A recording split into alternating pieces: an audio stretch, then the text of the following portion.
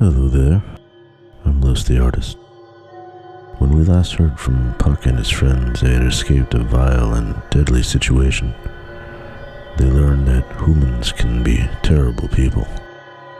Once back home, Puck realizes that there are still mean people in the neighborhood. But what to do? We will continue the adventures of our animal friends in tonight's episode called Kitty Kitty Part 2.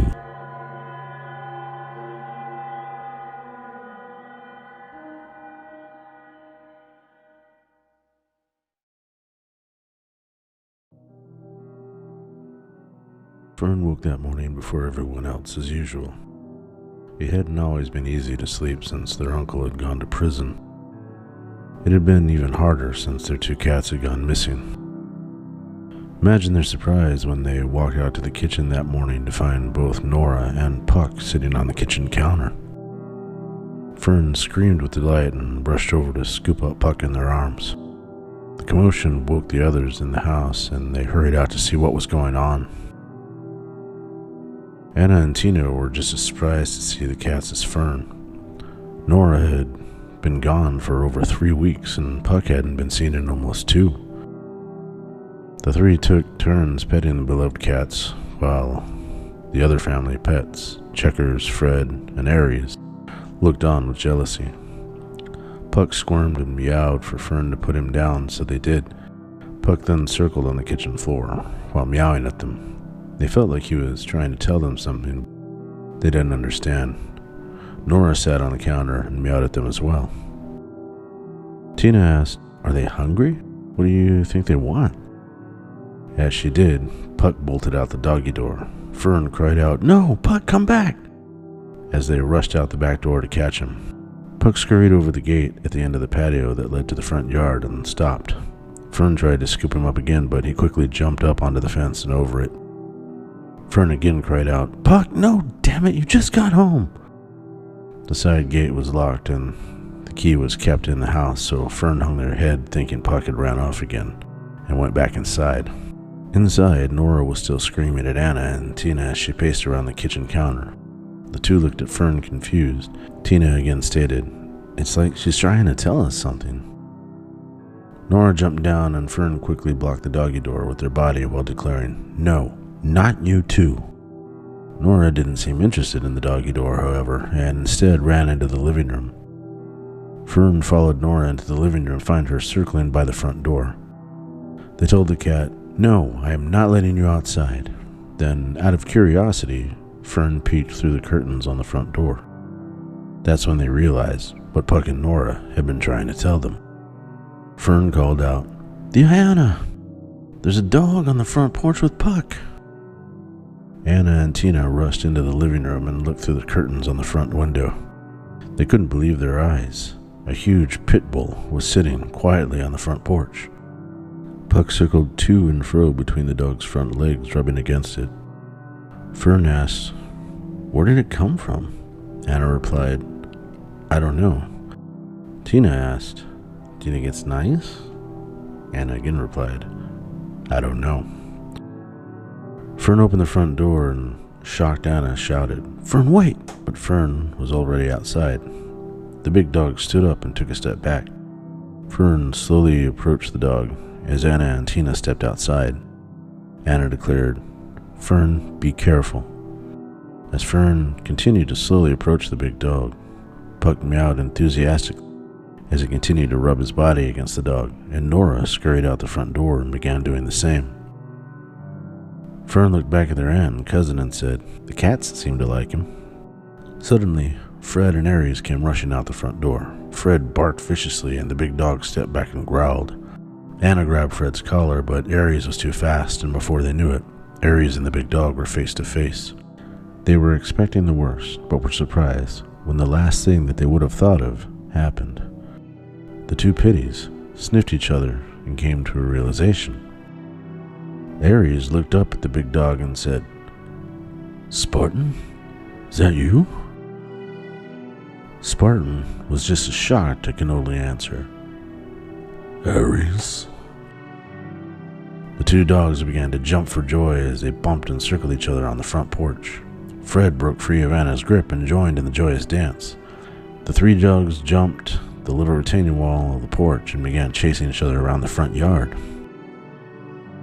Fern, Anna, and Tina had no idea what was going on, and even Nora and Puck were confused. Across the street, Puck noticed that Tuxedo was sitting on top of his human's car, watching. He looked at Puck and Nora and appeared just as confused as them. Checkers stepped outside onto the porch and asked Nora and Puck, "Who's the new dog?" Puck replied, "His name is Spartan, and he's a friend." As Puck explained the Checkers, Aries and Spartan ran up to the cats and offered a different explanation. Aries shouted gleefully at the cats, "He's not just a friend, he's my little brother." The dogs continued to frolic together as the three humans took pictures and video on their phones and giggled. Puck called to the dogs, "Can you elaborate a little more?" The dogs ran back over to the cats and Aries explained, "Spartan was the run of our litter. The humans gave him away first because he was so small. We haven't seen each other since we were pups, and now my little brother is all grown up." The cats were shocked, especially since Spartan was much larger than Aries. Tina commented to her mother and cousin. It seemed like they know each other. Anna couldn't deny that Aries and this strange dog seemed familiar with each other. Fred was also getting along well with him. Fern pointed out that the dog was wearing a chain collar, but noted that it didn't have a tag on it, and suggested that they scan the dog for a microchip. Anna agreed and called for Aries and Fred to go back into the house. The two dogs obliged, and surprisingly, the big dog followed. As the three humans followed the dogs inside, Fern stopped and called to Puck to come in. They looked around for Nora, but she was gone. After calling for her, Fern went back inside the house, followed by Puck. When everyone was inside, they discovered where Nora had run off to. She was in the dining room area, and Nix and Nisha were curling up with her. Nora was happy to see the twins again, and they had missed her equally. Fern and Tina sat at the dining room table and called the dogs over to them.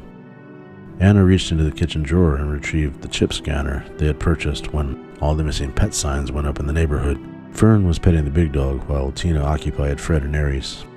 Anna handed the chip scanner to Fern and they switched it on and began scanning. It didn't take long for them to locate a chip. Fern then used their smartphone to look up the identification number online. They found it and told Anna and Tina. His name is Spartan, and he belongs to someone named Tyson Lawrence. There's a phone number. Fern showed their phone to Anna, and Anna picked up her own phone. Anna called the number on Fern's screen, and the phone began to ring. Less than a mile away, in a warehouse building.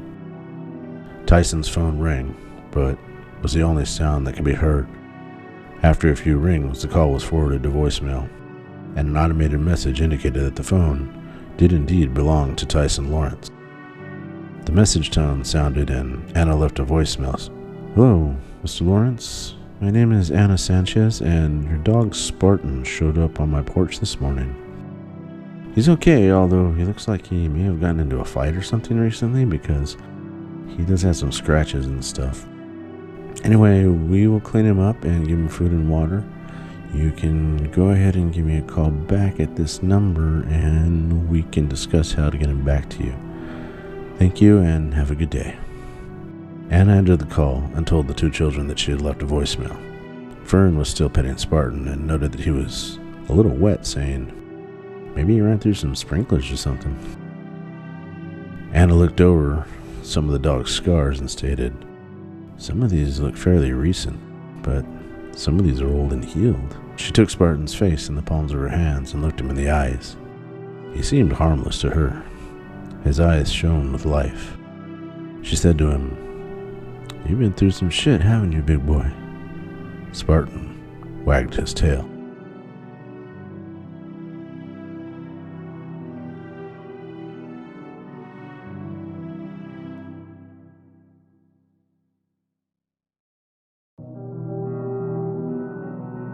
A few days passed, and Anna never got a return call from Tyson. She attempted to contact him a few more times, but his phone went straight to voicemail, and she assumed he was ignoring her. She didn't understand why anyone would want their dog back. Spartan was as friendly as any dog she had ever come across. He got along well with the family dogs and cats, and he loved playing with Fern and Tina. Fern had asked her about keeping Spartan, as he and Puck seemed to be best friends now. Anna told them that she would have to talk to their uncle the next time she went to visit him, but for the time being, they could care for Spartan until they either heard from Tyson Lawrence or David said yes to keeping him permanently. Nora stayed at the house most of the time with Nix and Nisha, and she taught them about all the bad humans she encountered recently, urging them not to go too far if they went outside. Checkers took Puck and Tuxedo out at night to survey the neighborhood and see what events had played out since they had been gone. Many of the missing pet signs had come down. According to Checkers, several of the dogs had been reunited with their human families, as they had just gotten themselves lost. Sadly, most of the missing cats were not reunited. Puck suspected that they had fallen victim to the arena. The three cats made sure to always travel together at night for safety. They could watch each other's backs while satisfying their curious needs for exploration. One night, they approached the church and saw the church cats hanging out in the parking lot. Puck made it a point to check on the church cats as often as he could. This night would bring more bad news, though. Puck spoke to the calico that escaped the arena with them, and she informed them that the church cats had lost another member of their clouder. The church bordered the east end of the neighborhood, along with a small apartment complex and a big parking lot that contained an antique shop, a restaurant, and a convenience store. Catty corner across from the church, across an intersection, was where the laundromat was, and that corner also had an ice cream shop. The streets in the neighborhood in this area were still considered residential, but drivers often treated them more like major surface streets.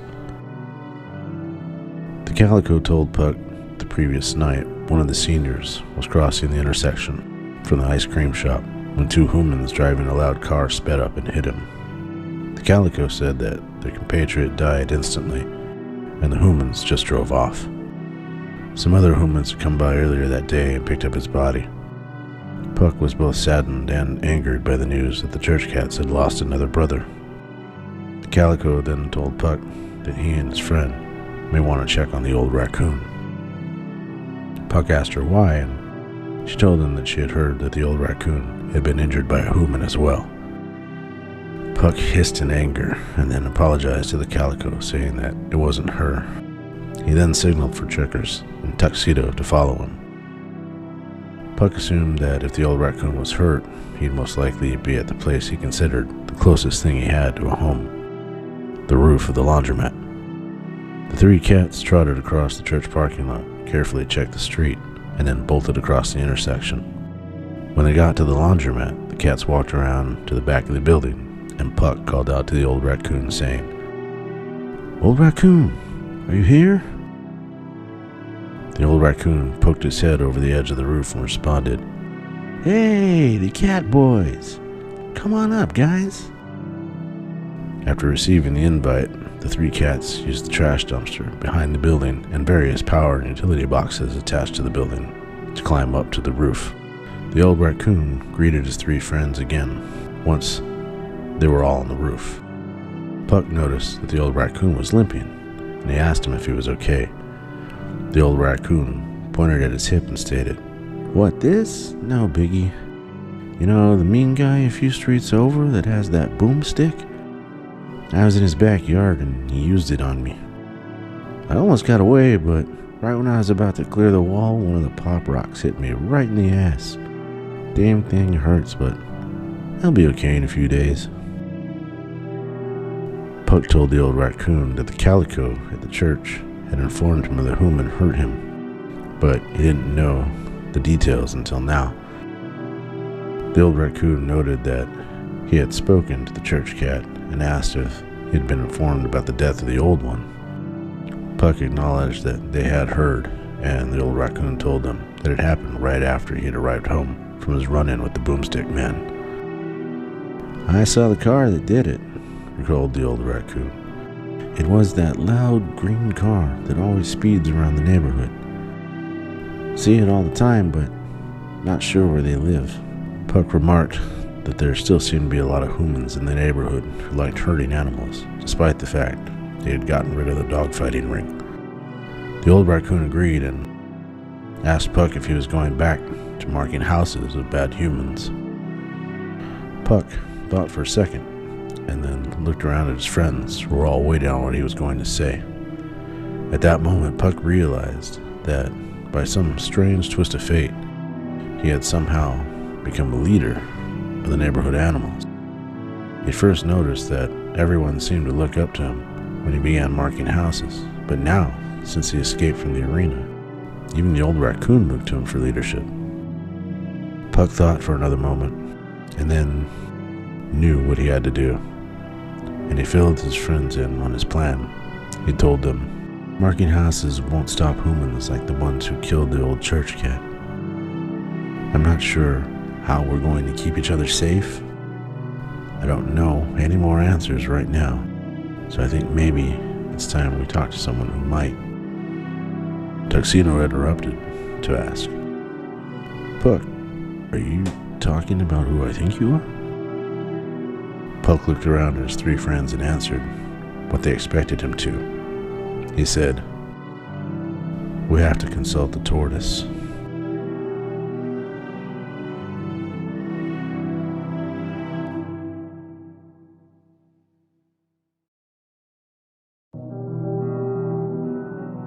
The tortoise was something of a neighborhood enigma.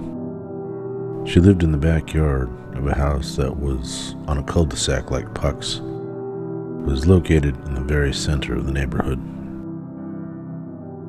Her human caretaker was also well known throughout the neighborhood for being different from other humans.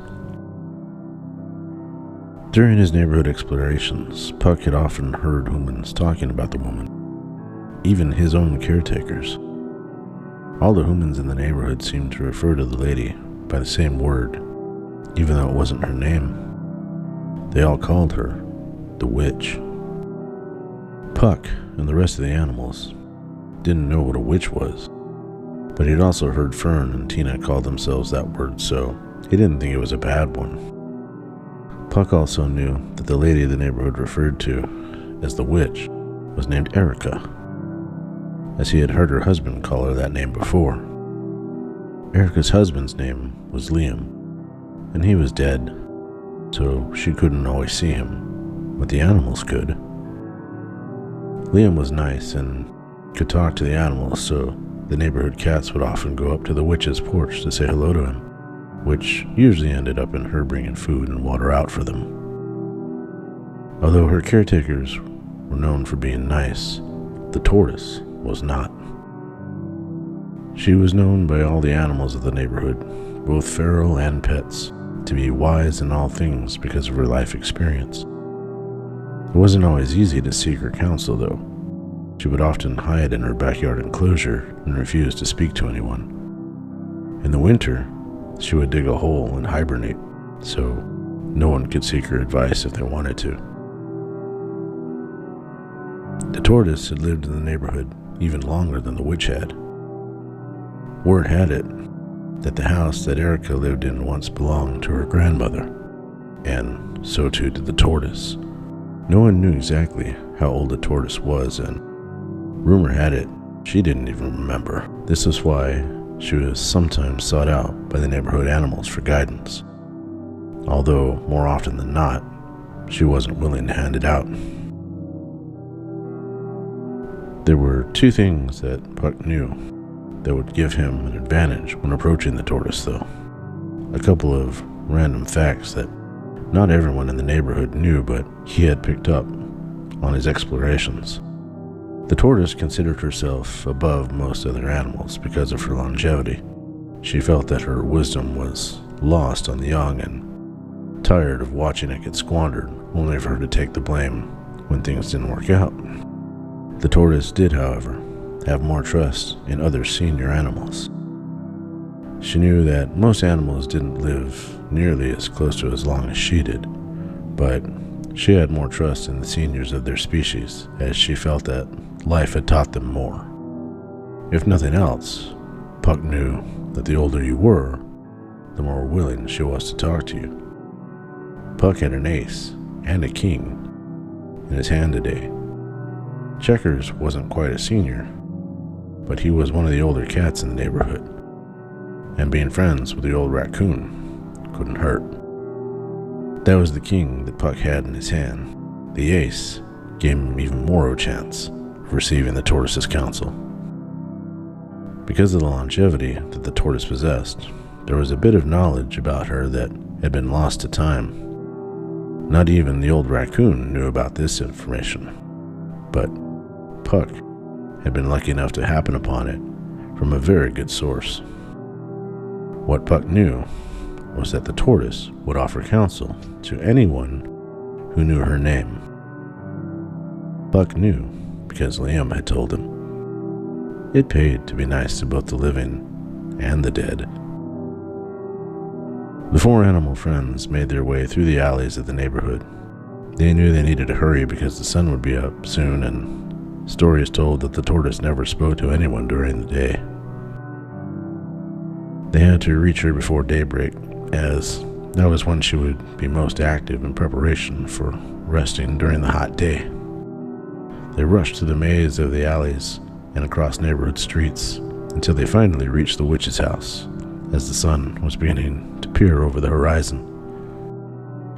As the group approached the house, they didn't notice that one of the witch's neighbors, an old man who lived at the end of her cul-de-sac, was sitting on his front porch drinking coffee. He couldn't believe his eyes at the sight of the strangest clouder anyone had ever seen. 3 cats and a raccoon traveling together? The old man watched as the 4 animals made their way along the side of the witch's house and took turns hopping over the wall and into the backyard. Once in the backyard, the group found themselves on the back patio of the house. The yard was full of shrubs and trees, but there was a big patch that was just rock. A paved walkway separated the rock area from the patch of grass and led from the patio across the yard to one of the back corners, where there was a cemented area surrounded by a short retaining wall. The 4 animal friends looked around for the tortoise, but couldn't see her anywhere. The 4 followed the paved walkway toward the cemented area, but halfway there, Checkers heard a noise coming from a fenced-off area that was on the other side of the house. There was a large tree that shaded most of the backyard and the grassy area of the yard. An eerie feeling came over the 4 as they walked under the tree toward the fenced area. It wasn't a feeling of fear, but something only animals can sense. Few humans were in tune with nature enough to notice such things, but the feeling that came over this quartet of animals was the presence of something ancient and powerful. Puck had also felt this sensation whenever Erica the witch was around, but this wasn't her he was sensing. The rest of the friends felt it too, and it made them hesitate to look through the fence once they reached it. The 4 approached the fence cautiously and saw what they had come looking for. At the other end of the fenced area, the tortoise was rustling around with the bedding of a human-made enclosure. It was easy to assume that this enclosure is where she rested, and she appeared to be getting comfortable. Puck hoped that she wouldn't mind them arriving so late. Puck looked over to the old raccoon and gave him a nod. Puck was hoping that the tortoise would speak with the old raccoon, and he could save his ace card for another time when he may need the advice of the wise one. The old raccoon approached the fence and stood tall on his hind legs. He called out to the tortoise, "Excuse me, Lady Tortoise? May I speak with you?" The tortoise ignored him and continued to bunch together her bedding while circling inside her enclosure. He called out to her again, "Madam Tortoise?" The tortoise responded this time and was not nice about it by saying, "Go away, raccoon." The 4 friends jumped back a step, startled. The old raccoon looked back at the cats, and Tuxedo urged him to try again. He called out to her again. "We need your help." The tortoise again snapped at him. "There's nothing I can assist you with, raccoon. You have collected enough moons to watch over yourself. Stop wasting what time you have left by associating with these felines." The cats were almost too afraid of the tortoise to take offense to her statement. The old raccoon looked back at Puck, who then motioned for him to step back. Puck knew that it was time to lay down his ace. He took a deep breath as he approached the fence and traded places with the old raccoon. Puck sat on his haunches, facing the fence. He bowed his head and addressed the tortoise. "Please, it isn't just us that needs your help. Everyone does." It was now Puck's turn to be snapped at when the tortoise responded. "Cats only do what benefits them, Grey One.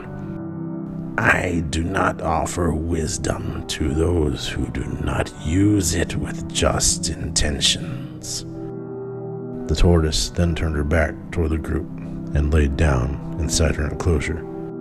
She shouted at them, "Now leave my home.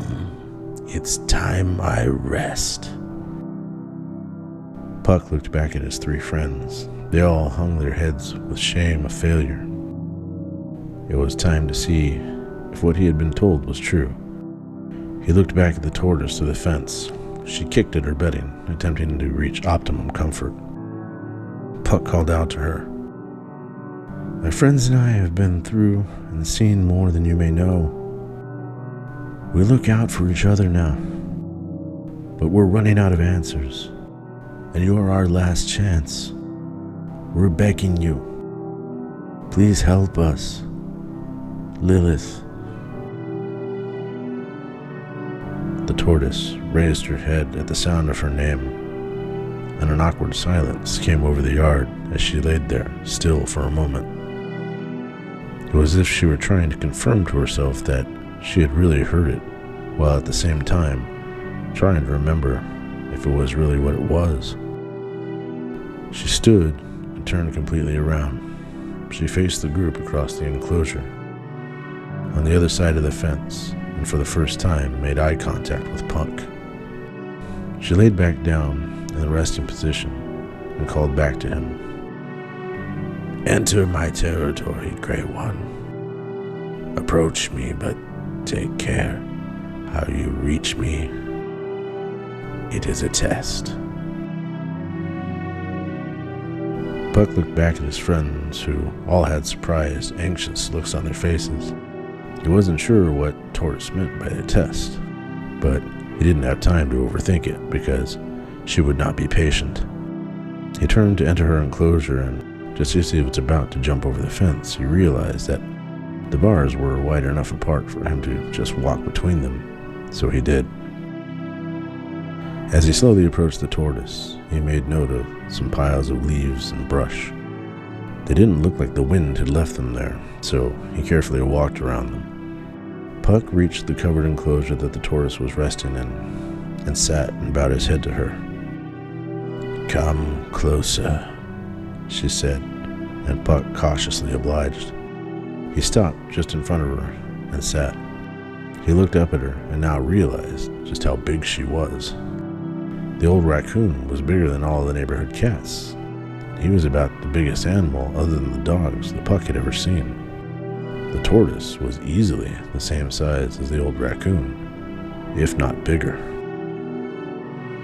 Being a reptile, her scales and shell gave her an intimidating appearance.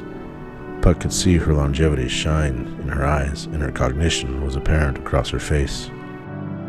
The tortoise closed her eyes and sniffed Puck, then took in a deep breath and released it loudly.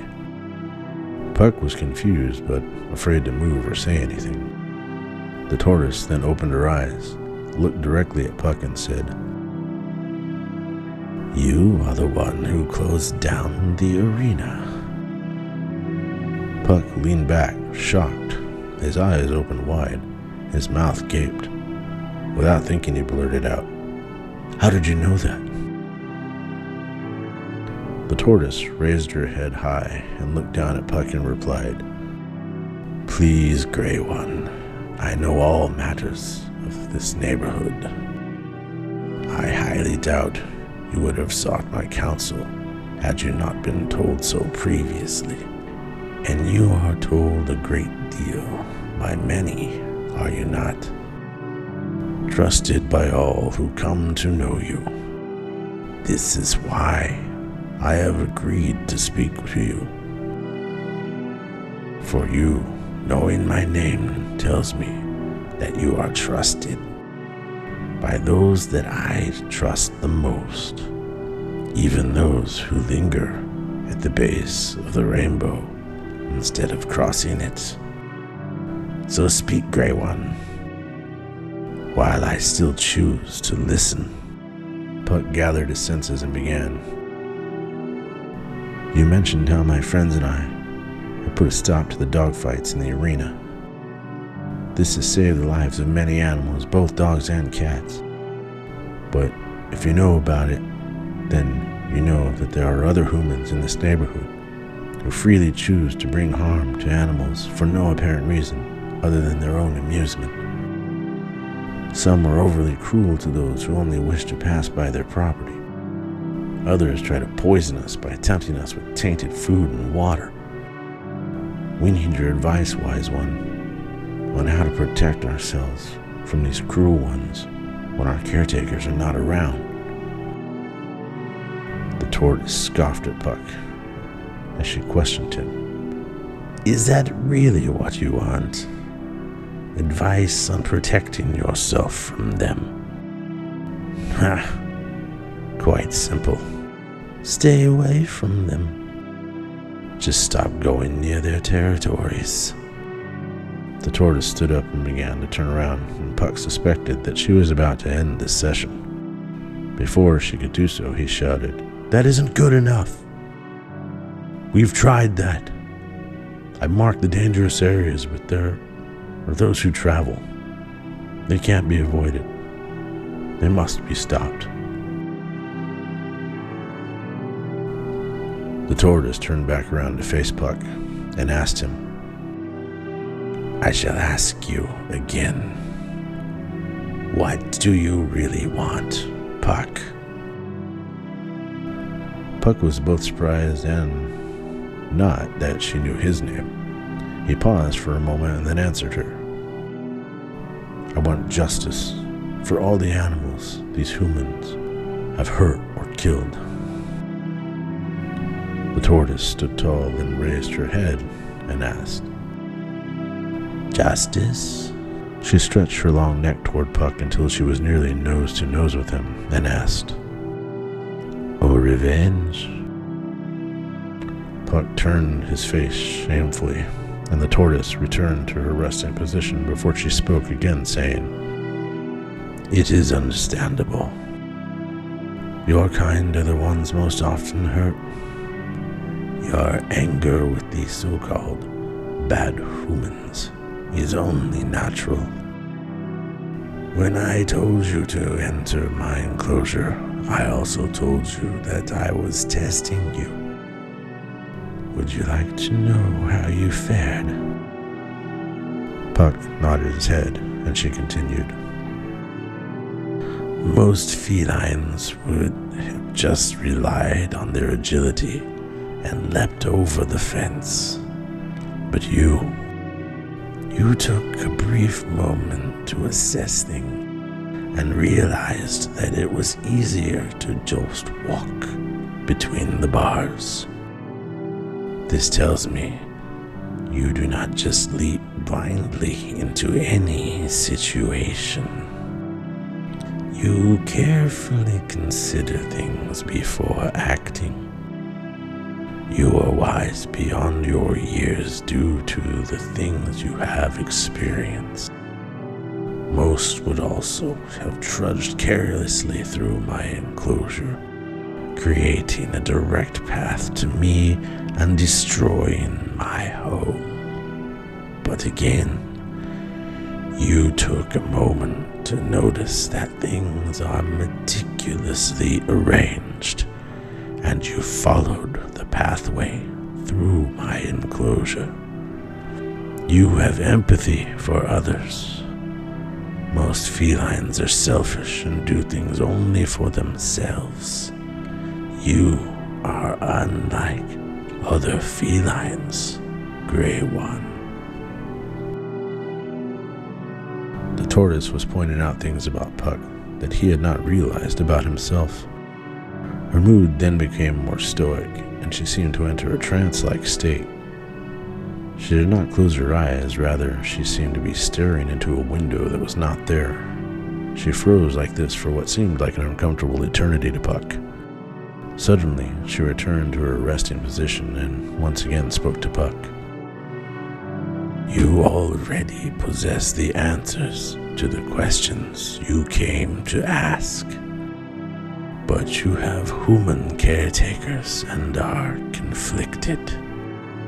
Ask yourself what your humans would do if their kind were threatened. Puck's thoughts immediately recollected the time his human family had been threatened by the one they called Jay. When they banished him from their home, he returned to harm them, and the patriarch killed him. Puck's human, Fern, had assisted. The tortoise broke Puck's thought process when she spoke again. You already know what must be done, Grey One. And you have everything you need to make it so. Be true to yourself.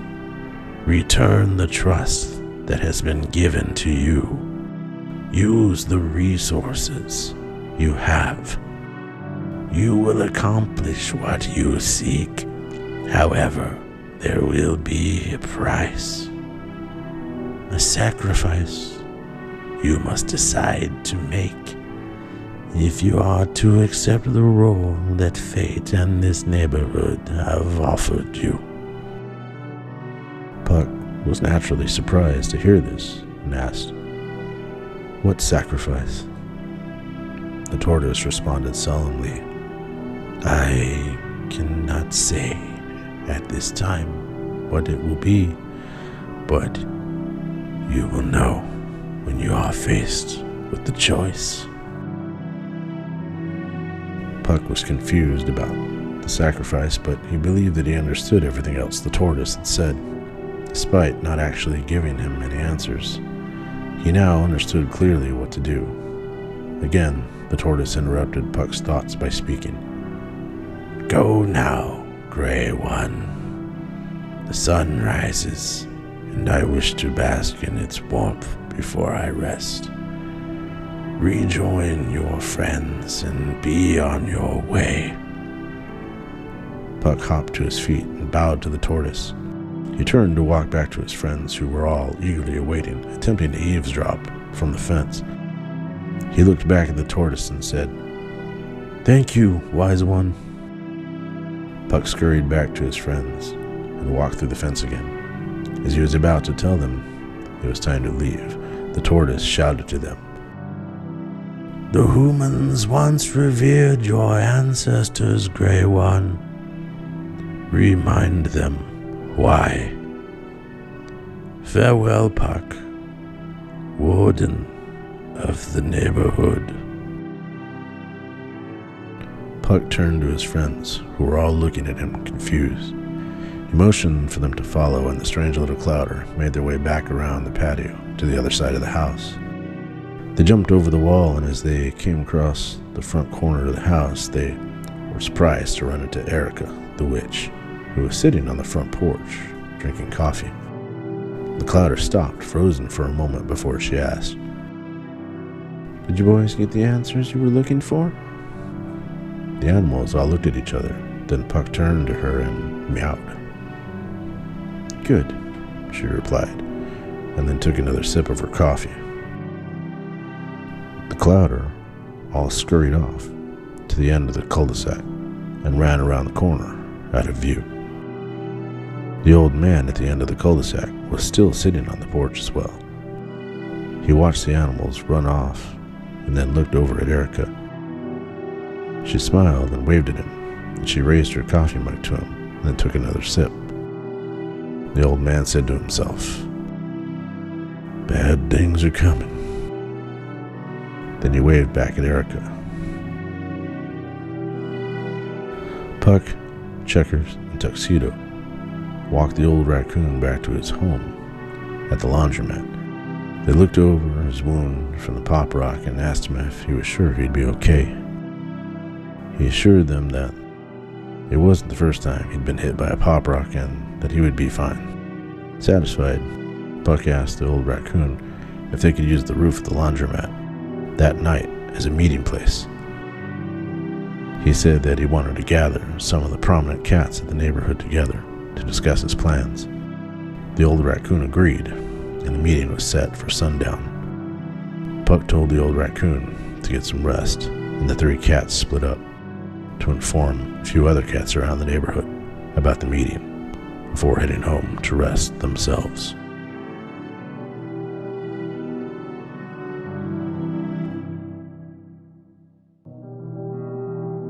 Puck arrived home after talking to the calico at the church and the black siblings. He hopped the wall at the side of the house and entered the house through the doggy door. When he got inside, Chuckers was eating out of a dish on the kitchen counter, and another dish of food awaited him.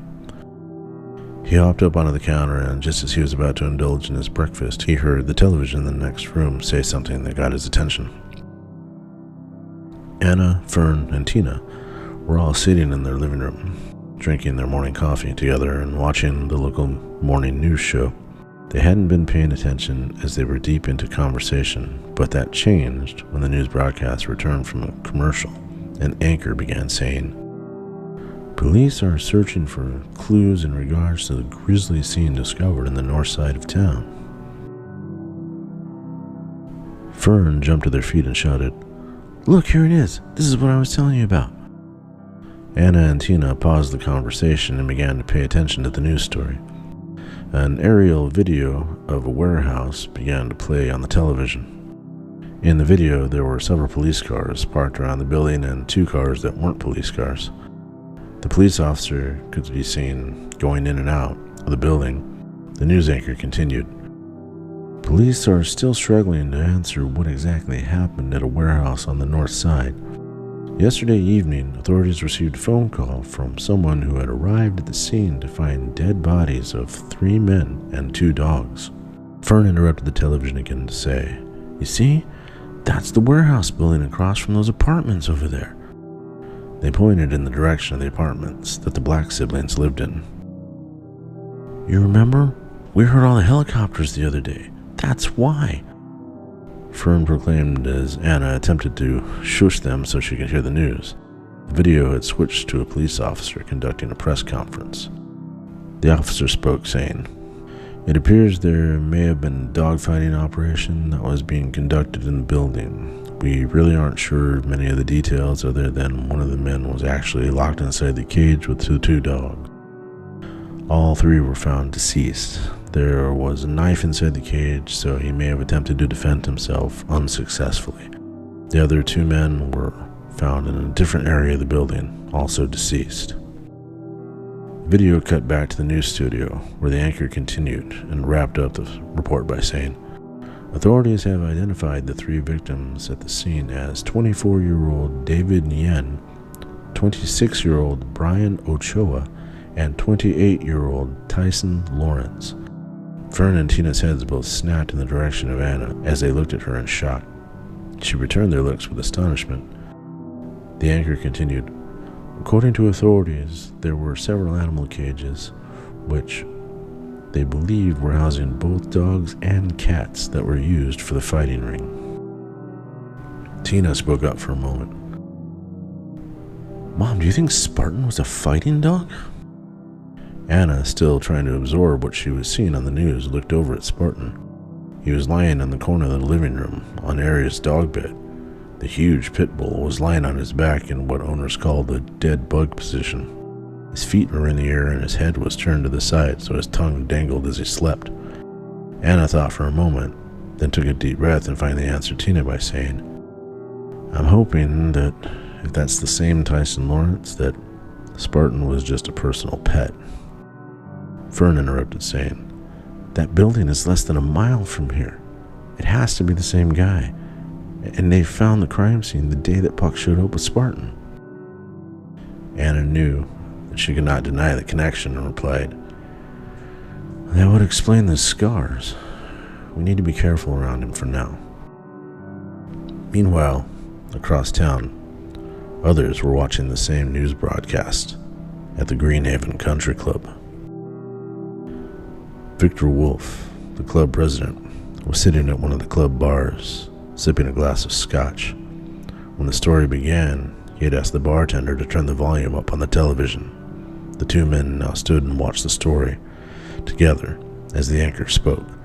Several animal cages, which they believed were housing both dogs and cats that were used for the fighting ring. A few stray dogs were reported in the area near the building the day the scene was discovered, but authorities have not made any connections yet. A man dressed in all black entered the bar area and approached Mr. Wolf from behind. The bartender looked over at the man in black and asked him if he'd like anything. The man simply shook his head no. Mr. Wolf then asked the bartender for a moment of privacy, and the bartender obliged by going into the kitchenette room that accompanied the bar and closing the door to wash dishes. Mr. Wolf, still staring at the television screen, then began to address the man in black. "Mr. Bjorn, I'm glad you're here. Explain to me why my predecessor thought that a dog fighting ring was a good idea." The man in black replied, "When it was presented to him, he believed it would be a good way for pawns to blow off steam. He also believed the gambling would yield good monetary profits." Mr. Wolf continued, Yes, profits that never came close to meeting his expectations, if I recall. And now it's been revealed to the public. This causes more problems for us, Mr. Bjorn." Mr. Wolf finished his scotch with one final gulp. He reached across the bar to grab the television remote and turned off the television, and turned to face the man in black. He then continued the conversation by saying, "I'm told that the DJ arrived early for fight night and was the one to discover things. I'm also told that the veterinarian who was supposed to be there when Tyson arrived never made it to work that day. Can you verify these things for me, Mr. Bjorn?" The man in black nodded yes and replied, "The DJ, Mr. Tech Noir, was in Puerto Penasco for the week and reportedly arrived early to make sure Mr. Ochoa and Mr. Nguyen would set up his equipment correctly. He panicked when he walked in and claims to have instinctively called 911 instead of me. As for the veterinarian, Mr. Barker rear-ended a rideshare driver on his way to the warehouse and was filling out the police and insurance reports, causing him to be tardy.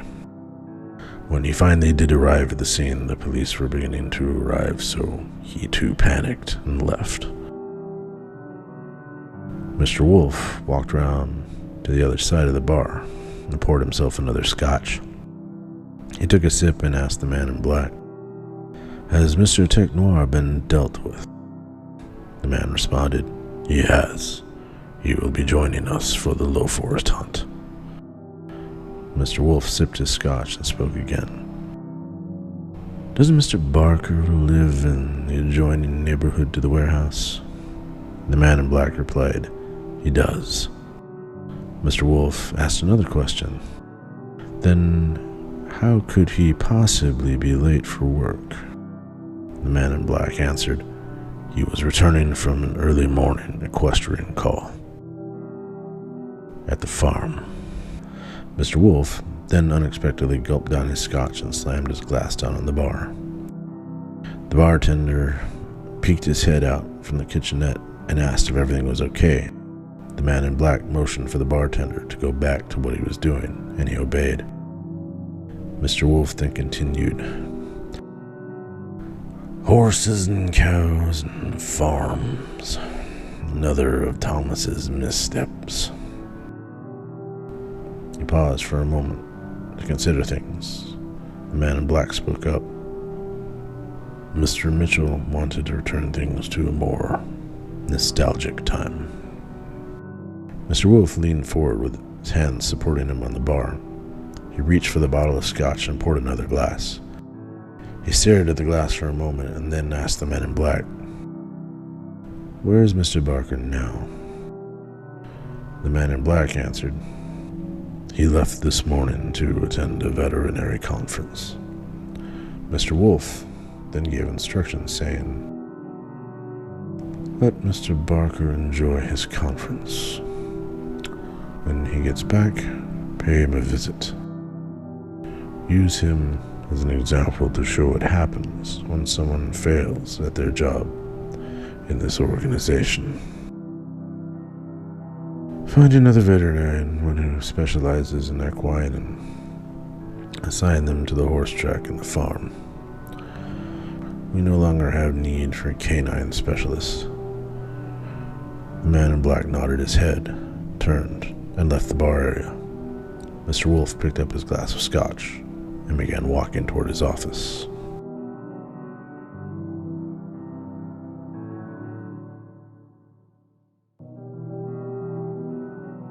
That evening, as the sun set, the roof of the laundromat began to fill up with every cat from the neighborhood. Puck, Checkers, Tuxedo, and the old raccoon had gathered earlier in the preparation, now watched as the groups they had invited that morning began to file in. The church cats were the first to arrive since they were just across the intersection. The park cats from the opposite end of the neighborhood were there. Puck wondered if they would come. The alley dwellers had all gathered and shown up together, even though they all usually traveled alone. Most of the indoor-outdoor pet cats from the neighborhood had also come, including Princess and Rupert, who came with Nora and the twins, Nix and Nisha. And, of course, the black siblings were in attendance. As each group welcomed the last of their stragglers who arrived, Puck told his friends that it was time to begin. He hopped up on top of an air-conditioned unit and meowed loudly to get everyone's attention. At first, the groups were too busy intermingling that they didn't all pay attention to him. The old raccoon climbed up onto another air-conditioning unit and stood on his hind legs, took in a deep breath, and let out a noise that sounded like a mixture of a shriek and a hiss. All the cats looked up at him, and he pointed at Puck and said, "Puck is trying to speak." All eyes transferred to Puck. He thanked the old raccoon and began, "Thank you all for coming. You probably all know why we invited you all to this summit. There are humans in this neighborhood who are cruel to the animals that live here. There are some who try to poison us, like the ones who killed our friend Bobo. There are others who try to hurt or kill us in different ways. And they don't just harm the cats of the neighborhood. The old raccoon was wounded by the man with the boomstick. The old raccoon turned to show his wound to the crowd. Puck continued, "The boomstick man is trying to use it on many of us, including myself." The crowd bustled with chatter about what happened to the old raccoon. Puck began again. "The Church Cat clan today still mourns the loss of 2 of their brothers. For those who haven't heard, one of their elders was run down by the 2 humans who ride around in the big noisy car. These men have attempted to do this to many of us at night. This hits the Church Cats twice as hard because just a few moons ago, another of their brothers died in the arena." He paused for a moment as the crowd murmured, with cats talking about experiences they'd had with some of the humans that Puck was referring to. Puck let them talk to each other for a few moments and then continued, "I'm sure most of you have heard about the arena, the dog-fighting organization that my friends and I shut down a few moons ago. These mean humans will not stop harming us. They see us as lesser animals We need to put an end to it, the same way we did the arena. The Clowder all looked around at each other and up at Puck, confused. They weren't sure what Puck was getting at. Even Checkers, Tuxedo, and the old raccoon were uncertain at this point, so they waited eagerly for what he would say next as well. Puck then began to unveil his plan. The bad humans must be punished for the things they do. We need to make an example of them to deter other humans from treating us badly. We need to teach them to treat us the way our human caretakers treat us. And if they do not, then we will return the same cruelty they show us tenfold. Surprisingly, the first one to speak up and question Puck's plan was Rupert. How are we supposed to hurt the bad humans? Even they're young or bigger and stronger than us. They have weapons that we don't understand, like the man and his boomstick that you mentioned.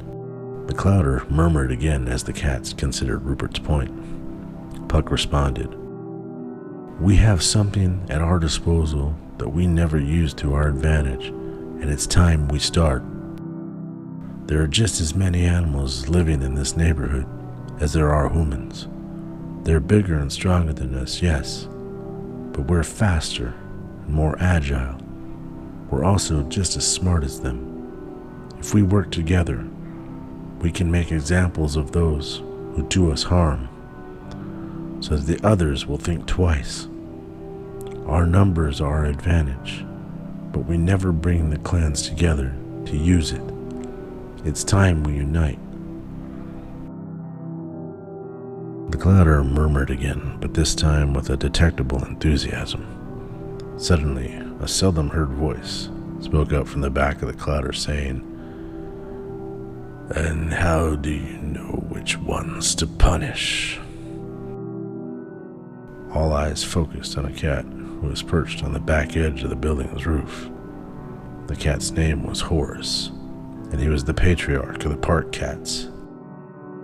Horace's human caretaker was an old woman who also had a son that lived with her.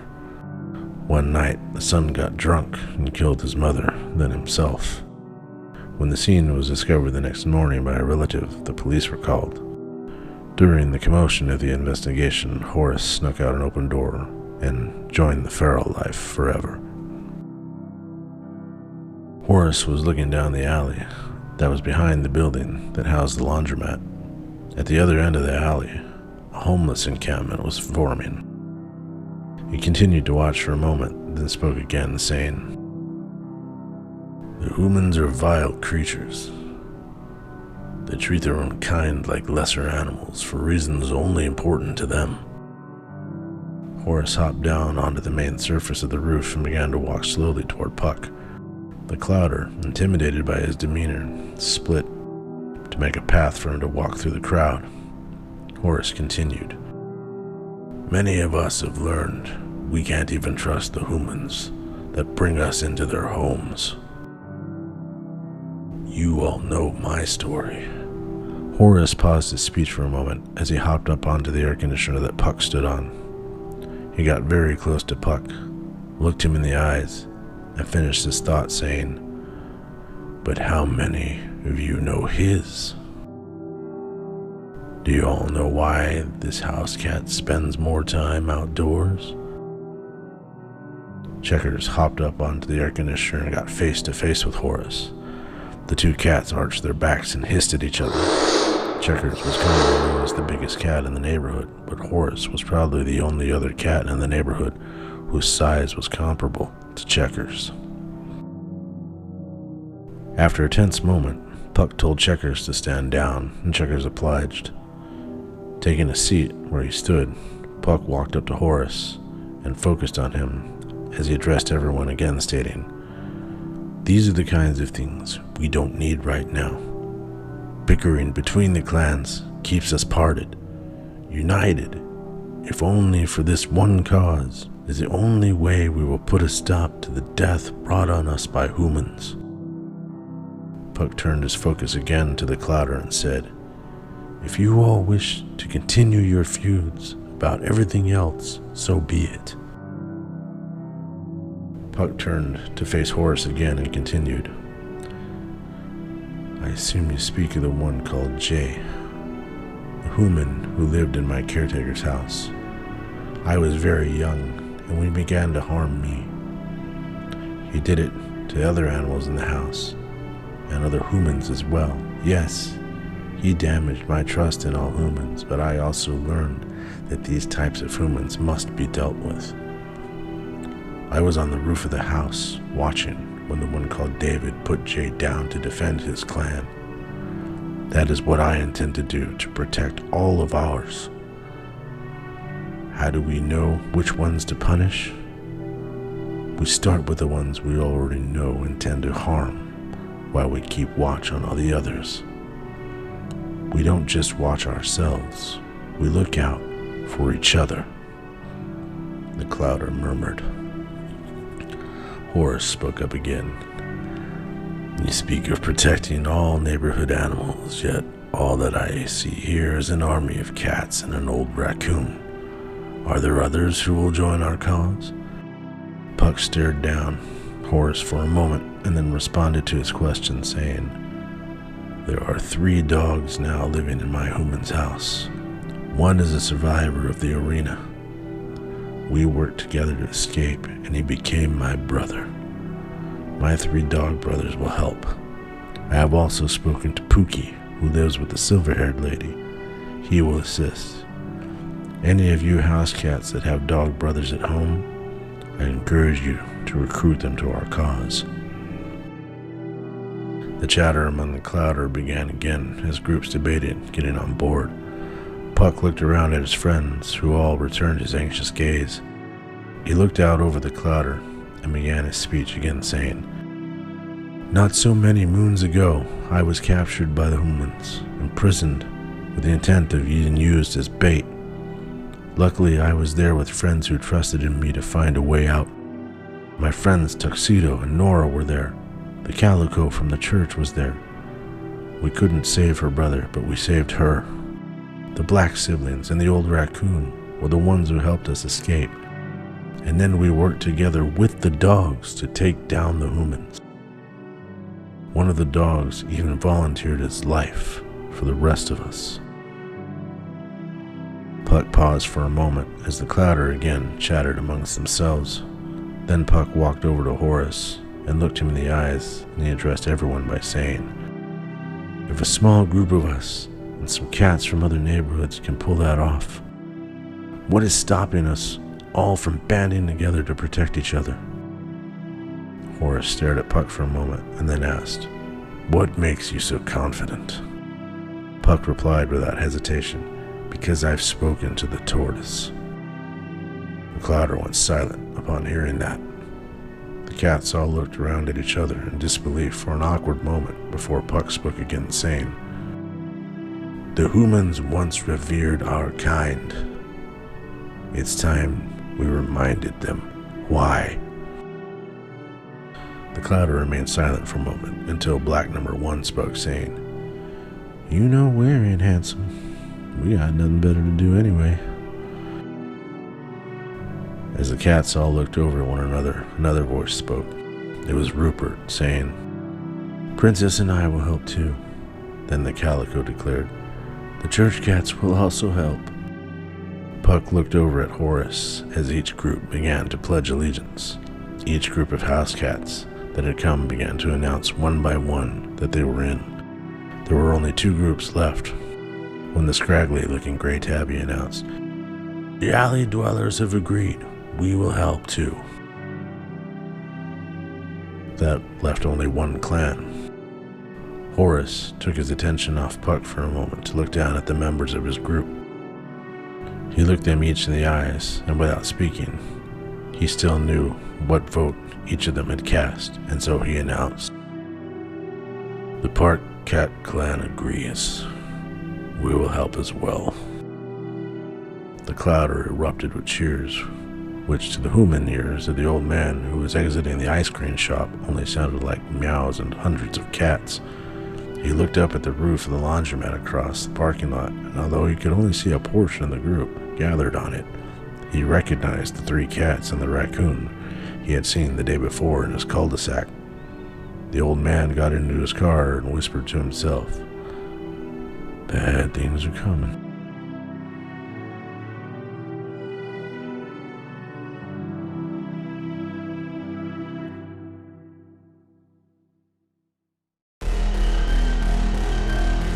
Nix and Nisha returned home early one morning. It was almost feeding time, and Puck would want a report before Fern got up to feed them all. They both scurried through the doggy door and into the dining room area. Nora, Checkers, and the 3 dogs were already gathered, and now they all waited Puck's return. The animals had been conducting reconnaissance in the neighborhood for a few moons since the meeting, and Puck had told them all that they were almost ready to implement plans. As the pets chatted about the night's events, Puck came through the doggy door. He joined the group and they began to discuss the latest updates to their plans. Nix and Nisha had volunteered against Nora's wishes to act as scouts. Checkers, Nora, and Tuxedo had all been working with the neighborhood ferals to keep everyone updated and organized, while Rupert and Princess helped recruit the remaining neighborhood domesticated cats who had not attended the summit for various reasons. Puck, the acting general, had been retracing his old marking spots to pinpoint the worst of the bad humans. The acting colonels explained that they all had been successful in their missions. The ferals were all ready to do their part when they needed most of the neighborhood pets that could get involved had agreed. Rupert and Pookie had even managed to get dogs that were not involved before on board with the plans. Nix and Nisha were excited to give Puck the news of their night's findings. The twins were very adept at climbing, so they could practically travel the entire neighborhood, going rooftop to rooftop. Because of this, Puck had assigned them the most difficult recon mission of all, and they had succeeded. They told Puck that they had located the 2 humans that drive the big noisy car and try to hit cats. Puck and the others were very happy to hear this news. Puck asked for details, and the twins explained that they had heard the car while they were out exploring, and when they traveled in the direction they heard it from, they ended up at the school that was across from one of the bigger roads that cut through the neighborhood. The area was still residential, but they had to cross the schoolyard before they saw the car parked at the house across the smaller street from the school. The twins said they had perched on a tree at the school to keep watch over the house, hoping to get more intel on the 2 men. It was why they were so late coming back to base that day. They had waited to see if the 2 men were going to leave again, and they did. The twins said that after the sun came up, the 2 men came out of the house, along with another man who was much older than them. The old man was yelling at them to get their asses to work. The 2 men were dressed the same and appeared to be very sleepy when they got into the car. The twins said the old man watched them as they drove off before going back into his house. The twins then followed the sound again until they realized they were on the roof of the building that was on the opposite end of the alley from the laundromat. Across the street was a convenience store, which is where the twins found the car again. They could see the 2 men moving around and doing things inside. Puck commended the twins for a job well done and gathered the group to discuss what he had in mind for these 2 mean humans. That afternoon, the 2 men finished their workday at the convenience store. Their manager had been open-minded enough to allow the 2 brothers to work the same shifts since they lived together and shared a vehicle. On their way out the door, they purchased a 12-pack of cheap beer to fuel their evening shenanigans. They walked out of the store and crossed the parking lot to the employee parking area, only to discover something very unusual. When they arrived at their car, they saw that it was completely covered in strange scratches. The paint job had been immaculate when they arrived at work. The brothers took great pride in the car they shared. Most of the money they made at work went into customizing it. Their dream was to convert it into a show car to enter into the traveling car show circuit and finally escape living with their father. They had spent a lot of money on the paint job, and now they were furious. They both circled the car, inspecting the scratch marks, but All it succeeded in doing was making them scratch their own heads. There weren't scratches like the ones off-road vehicles often have from scraping against brush or marks made by the keys of an estranged lover. These looked like a wild animal had gone berserk and literally covered the entire vehicle. One of the brothers actually suggested they looked like cat scratches, but the other told them that he was out of his mind. He said that some prankster must have come by with a tool of some kind and just had the time of his life. After yelling at each other for a few brief minutes about finding who did it and how much it was going to cost to fix, the brothers agreed to call the police and file a report. They didn't have to wait long, as police commonly patrolled the area, and an officer took the report and dusted random areas of the car for fingerprints, but found nothing. He gave the brothers the case number and told them to go and call their insurance company to file a claim. Upset and bewildered, they would not find the culprit. The brothers agreed and got in their car to drive home.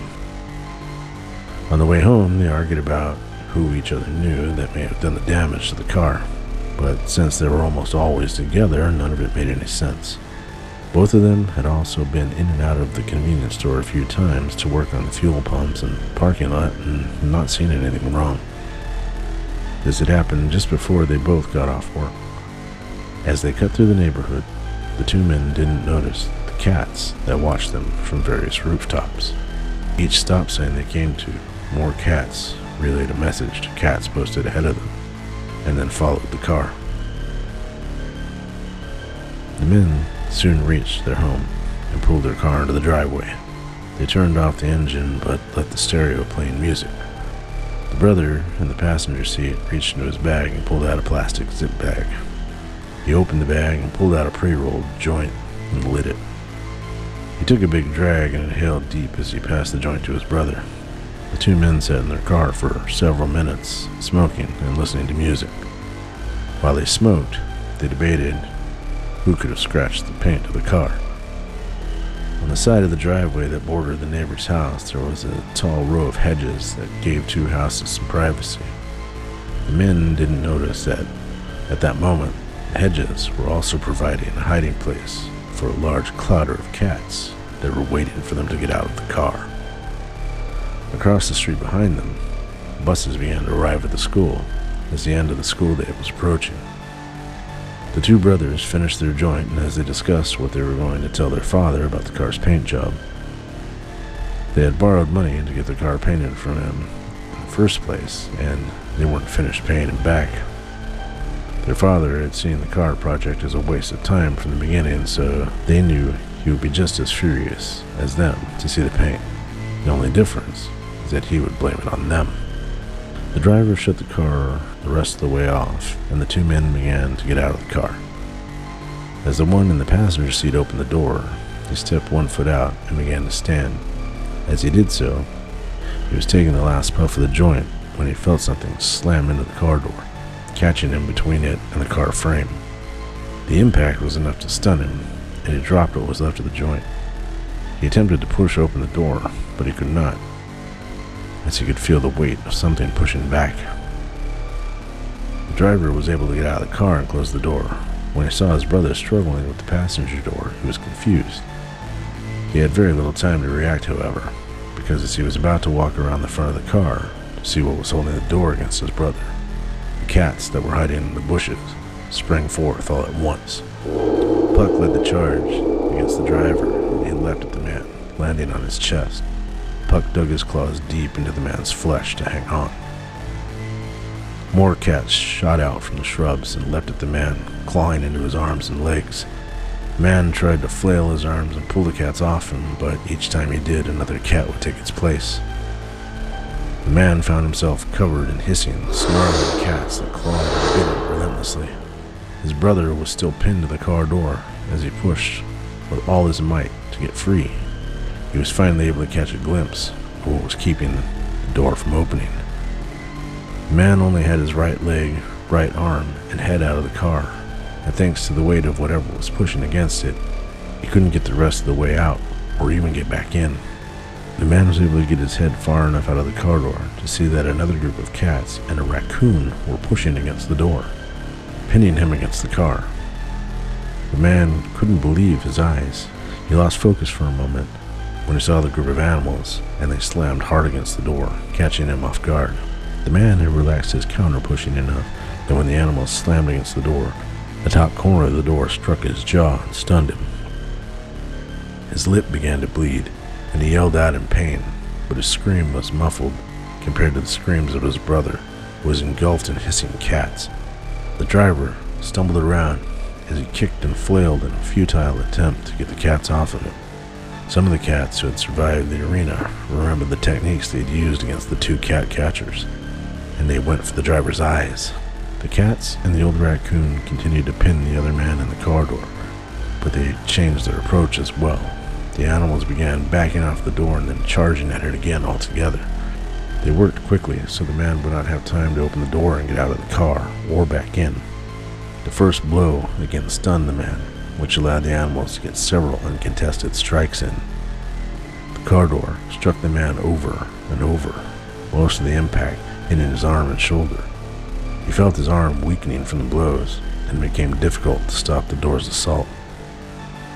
The man decided to make an attempt at getting back into the car one more time, and as the animals backed away from the door for another strike, he tried to pull himself into the car as quickly as he could. Unfortunately, it was not quick enough. He managed to get his arm and leg back into the car before the animals charged the door again, but not his head. The animals hit the door with force, and the man's head got caught. The door smashed against the man's temple, stunning him badly, rendering him into a semi-conscious state. The animals backed away from the door again. The man was able to turn his head slightly, and his blurred vision caught the glimpse of what was in store for him. The group of cats were fronted by the old raccoon, the two other cats that the man had been unable to see until that moment. On either side of the old raccoon stood Checkers and Horace. The massive cats looked back at the rest of the group and then charged the door. The old raccoon and the rest of the clouder followed suit. The only reaction the man could muster was a final scream of terror as Checkers and the rest of the animals slammed into the car door. As the man's head hung dizzily out of the door slammed into him again. This time, the main force of the blow struck the man in the throat. As he had turned his head to look at the cats, the blow crushed his larynx, and the man's mouth began to bleed. He gasped desperately for air, but the animals, now realizing his throat was caught in the door, continued to push with all their strength. The man choked on his own blood as he struggled to breathe, and after only a few moments, his eyes glazed over, and he stopped moving. The cats and the old raccoon released the door, and it swung open as the man's dead weight pushed it, and he fell partially out of the car. While all this was happening, the other man continued his futile attempt to fight off the other group of cats. He was completely unaware that his brother had met his demise and would not have been able to see what had happened anyway. Puck and Tuxedo had clawed out the man's eyes the same way they had done to B back at the arena. The man now swung his arms through his own darkness in a fight to survive, but like his brother, it would be in vain. As the man stumbled, he continued to try to fight off the cats, but they continued to claw and bite him. He hobbled into the street, and after only a few steps, he felt all of the cats suddenly disengage. In an instant, the cats leapt from the man's body and back onto the driveway, and a school bus struck the man, knocking him to the ground. The bus wasn't traveling very fast as it was on its way to the pickup lane for the school, but the mass of the vehicle was enough. The bus driver hit the brakes. The bus struck the man. Weakened and blinded, he did not know that the bus was coming and could not react to brace himself at all. The bus knocked him into the ground, and his head struck the pavement with a sickening thud. His skull cracked open like an egg, and blood and gray matter began to ooze from the fracture. The cats and the old raccoon dispersed and disappeared like leaves in the wind. The driver of the school bus got out of the bus and fumbled for her phone to call an ambulance. As the operator answered the call, the bus driver heard the distressed cry of a man as she looked over at the driveway of the house she had stopped in front of to see the father of the two men kneeling next to the car, with his son's body still hanging out of the door. The bus driver told the emergency dispatcher there were 2 men who needed an ambulance, and then she shouted at the old man asking, "What happened? Are you okay?" The old man gathered his composure for a moment and shouted back, "My son is dead." Then he actually looked toward the street for the first time, as the shock of seeing his younger son hanging out of the car door had initially distracted his focus. He looked toward the bus driver, who stood over the body of the older brother. A small crowd of people were beginning to gather as neighbors and people from the school rushed over to see if they could help. The old man stood up and slowly walked over to the street, stopping a few feet before reaching the body. He fell to his knees, and a few people rushed over to check on him. The bus driver was trying to relay information to the emergency dispatcher while still paying attention to what was going on. She asked the operator to hold for a moment to check on the man. She knelt beside him and placed a hand on his shoulder while still holding her phone in her other hand. She asked again if he was okay. The old man looked up at the bus driver, tears in his eyes, and said, "Both of my sons are dead." The old man began to sob as the sirens of the emergency response vehicles could be heard approaching. He turned back to look at his younger son. That was when he noticed that the car his sons had both treasured was covered in what appeared to be cat scratches.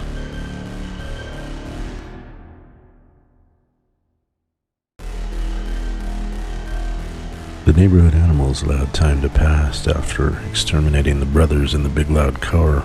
Puck thought it was important not to attract attention to the neighborhood until the humans that his family watched on the window they called the TV stopped talking about the brothers. His caretaker, Fern, and their caretaker, Anna, liked to watch people talk on the window together and then discuss what was talked about. There were several times that Puck had heard the TV or his caretakers talking about the incident. The people on the TV had spoken to the father of the brothers, and he had said on the broadcast that he thought his sons were killed by a group of cats. He showed the scratches on the big loud car to the people that were asking about his sons, but they didn't seem to believe him. Another man that they talked to on the TV had talked about how authorities were considering the incident to be a wild animal attack. They did not think the animals were house cats as the men's father did. However, instead, he blamed it on a pack of coyotes that is sometimes seen in the area, or a family of bobcats that may have been passing through. After several moons, Puck didn't hear the TV or his caretakers talking about the brothers anymore. He decided that it was then time to take the next offensive. Puck already knew who the next human in the neighborhood who needed to go was. The man who chased cats away with his boomstick and the pop rocks that had injured several cats over the years, and more recently, the old raccoon. On Puck's orders, the twins, Nix and Nisha, had been performing surveillance on the man's house since the brothers were dealt with. They had learned the man's movements and his daily routines. They had learned that most days he left his house just after the sun rose and would return later in the day, similar to the way the brothers had. The twins had attempted to follow him like they did the brothers, but the man's car always crossed the border of the neighborhood, and Nix and Nisha didn't dare leave the protection of the neighborhood. The street that the man turned on to leave the neighborhood was near the park where Horace and his clan lived. The twins spoke with him, and they agreed to watch out for the man when he returned. They kept watch for a few days to get the man's patterns down, with Nix and Nisha checking in on a regular basis for updates. They also discovered that there were 2 days in a row that the man would not leave in the morning. Those days, he remained at the house all day, but sometimes left after the sun went down. They noted that those days were also the same days that their human caretaker, Tina, was at home with the rest of the family. Learning the man's patterns did not easily allow for a plan to be made against him. The twins had also observed that when the man was at his house, he rarely went outside. In fact, there were only really 2 occasions that he did. His first day home, he would wait for the man with the funny hat who carries the bags of paper that he delivers to each house. in the neighborhood to stop by his house. He would then go out to the little box at the end of the driveway and retrieve his delivery. The other time he would go outside was on the second day at home. He would leave his house after the sun came up, but it was different from other days he would leave. He would leave a little later on this day. He would leave his home carrying a big bag of sticks that were made of what looked like metal to the cats. He wore funny-looking clothing on these days, and when he would leave, he would not be gone as long as on other days. When he came home, he also walked and acted a little different than usual. Puck observed this with the twins one day, and he thought it reminded him of when his alpha caretakers, David and Anna, used to drink the stinky liquid they would pour from bottles into funny little glasses. Puck realized that if the man was drinking the stinky liquid while he was out on those days, that would be the best time to strike. The man would be wobbly and uncoordinated. Also, if they attacked before he got inside the house, he wouldn't be able to use his pop stick on them, because he kept it inside the house. They would just need to worry about the bag of metal sticks. It would be a few more moons before Tina came home, so Puck and his friends waited patiently. The man got out of the shower and began putting on his clothes that he had laid out for himself on the bed. A pair of slacks and a polo shirt. When he was dressed, he grabbed his Titleist hat and walked out to the kitchen. He set the hat on the kitchen countertop and retrieved a coffee pod from the cupboard. He placed the pod in the coffee maker, placed a travel mug under it, and turned it on. As his cup brewed, he walked over to the hall closet and retrieved his golf bag. He checked to see if he had enough golf balls in it to get through the day's round and looked over everything else in the bag. As he waited for his coffee, he opened a drawer and took out a bottle of allergy medication. He took 2 pills out of the bottle and put it back into the drawer. He reached back into the drawer and retrieved an EpiPen. He closed the drawer, walked over to his golf bag, and put the EpiPen into one of the pockets. His coffee finished brewing, and he added cream and sugar, put the 2 allergy pills that he'd been holding into his mouth, and washed them down with a sip of the coffee while he checked his phone. His golf buddies had texted him the day's tea time, and he texted them back to confirm that he would be there. He picked up his golf bag and headed out the door. Next to the door, a BB rifle leaned against the wall. He placed his golf bag in the trunk of his car, and as he got in, he noticed 2 cats sitting on his roof. He reached down, picked up a rock off the ground, and threw it vindictively at the cats while cursing at them to get off his property. The cats scurried and leapt onto the wall, then ran off. He got into his car and drove away. He didn't notice, however, that there were more cats watching him from various vantage points. Now, the cats waited. Around mid-afternoon, the man returned home. He was not in his own car, however, when he did. After 18 holes of golf while drinking a beer every 3rd hole, the man and his buddies had decided to go to a sports bar afterward. After a few games of darts, several more pitchers of beer, and a Philly cheesesteak, the group had finally decided to call it a day.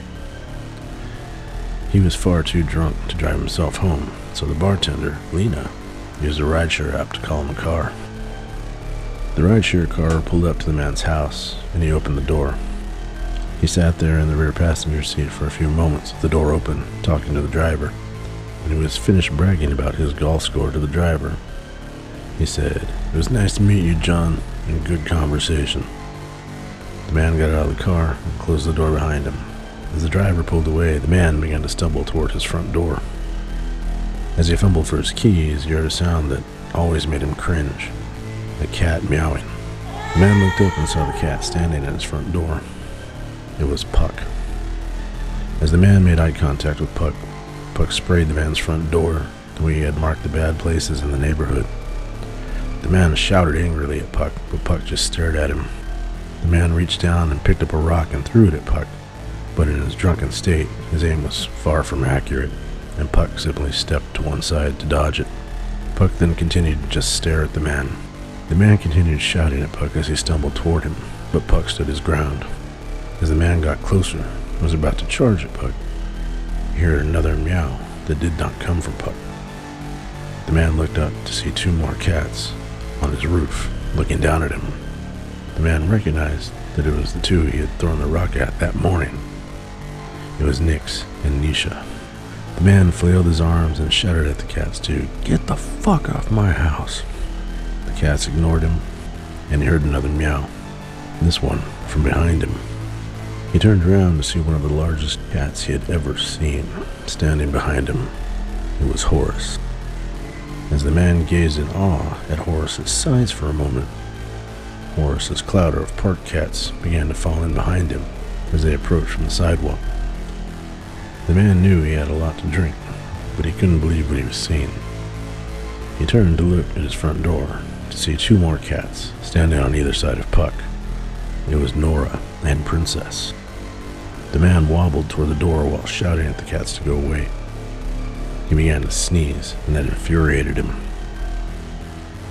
He approached the cats at his door while swinging his arms to scare them, but the cats stood their ground and began to arch their backs and hiss at him. The man stopped in his tracks and heard a growl behind him. He looked to see that Horace and his clouder had begun to close in on him from behind. The man began to sneeze violently. He shouted at the cats, "Just let me get inside and you all can do whatever the fuck you want." He took a step toward the door again, but Nix and Nisha jumped down from the roof, and now 5 cats blocked his path while they hissed at him. The man turned to see the other cats were closing in and began to surround him. As he continued to sneeze violently, he decided to make a run for the back door. He ran around the side of the house and through a side gate to get to the backyard. As he closed the gate behind him, he saw a group of cats round the corner of the house and run toward the gate as if they were chasing him. As he continued to sneeze, he began to show signs of fear.